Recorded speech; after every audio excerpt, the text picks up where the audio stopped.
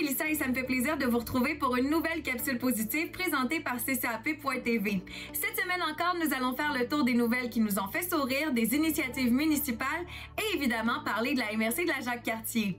Bonne écoute! Débutons avec la MRC de la Jacques-Cartier qui vous invite à encourager l'économie agricole. Le gouvernement du Québec, tout comme la MRC, vous encourage fortement si vous avez du temps à aller travailler sur une ferme près de chez vous. Ça fera une grande différence pour aider l'autonomie alimentaire du Québec et il y a un incitatif aussi qui vous sera remis. D'ailleurs, concernant l'agroalimentaire, il y a Jean-Étienne Poirier de Forêt-Vive qui écrit dans l'Écho du Lac à ce sujet tous les mois. Son premier article a été partagé sur la page Facebook de la MRC de la Jacques-Cartier. La SDE de la Jacques-Cartier vous rappelle qu'elle est disponible pour vous aider si vous êtes un entrepreneur sur notre territoire. N'hésitez surtout pas à les contacter. Et n'oubliez pas de suivre la MRC de la Jacques-Cartier sur Facebook et aussi de consulter régulièrement son site Internet pour être tenu au courant des développements concernant la COVID-19 sur le territoire. Pour les initiatives municipales cette semaine, nous débutons avec Lac de l'Âge qui a annoncé qu'elle allait procéder à la collecte des monstres et des matériaux de construction jusqu'à la date initialement prévue, le 18 mai. Vous pouvez donc déposer vos différents monstres sur le bord de la route et ils seront ramassés. La ville de Stoneham, tant qu'à elle, vous rappelle que l'ouverture de l'éco-centre se fera le 5 mai prochain et invite aussi vos jeunes sur sa page Facebook à postuler pour devenir animateur au PAV. La ville de Stoneham a été dans l'obligation, malheureusement, vu le confinement, d'annuler sa remise gratuite d'arbres qui devait avoir lieu en juin lors de la journée de l'environnement. Sachez qu'Appel-à-Géraud a tenu dans les derniers jours une vidéoconférence concernant le bassin du lac Saint-Charles et les eaux pluviales.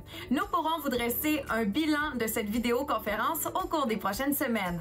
Et finalement, la ville de Sainte-Brigitte-de-Laval a déposé 3 nouveaux règlements et comme il est impossible de recueillir vos commentaires en personne, on vous invite à écrire vos questionnements, vos commentaires directement à la municipalité et tous les détails se trouvent sur le site sbdl.net.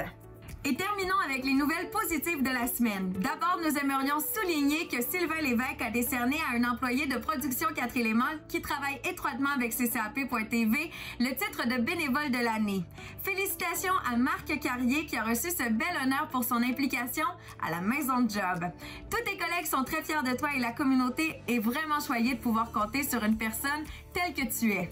Ensuite, France Bouchard, photographe à Lac-Beauport, participe à l'initiative Croque ton quartier. Avec son beau maquillage coloré, elle réussit à ensoleiller la vie des gens confinés. Si vous avez envie d'en savoir un peu plus, rendez-vous sur sa page Facebook. Un reportage de TVA Nouvelles a même été présenté. Le mouvement d'entraide des cantons a lancé une collecte de fonds pour soutenir une femme de Stoneham et Tewksbury qui en a besoin. Si vous avez les moyens de lui offrir un don, n'hésitez pas à le faire en vous rendant sur la page Facebook de l'organisation. Et finalement, toute l'équipe de CCAP et ccap.tv est derrière l'employé Éric Comeau qui depuis le début du mois de mars se trouve en soins de fin de vie aux soins palliatifs. Pour son anniversaire qui avait lieu quelques jours, il y a plusieurs employés de CCAP qui se sont déplacés, une initiative qui a été prise par sa famille. Nous soutenons donc la famille d'Éric Comeau et évidemment notre employé. Merci beaucoup d'avoir visionné cette capsule positive. N'hésitez pas à nous partager vos informations au info@ccap.tv et on se retrouve très bientôt pour d'autres nouvelles qui donnent le sourire.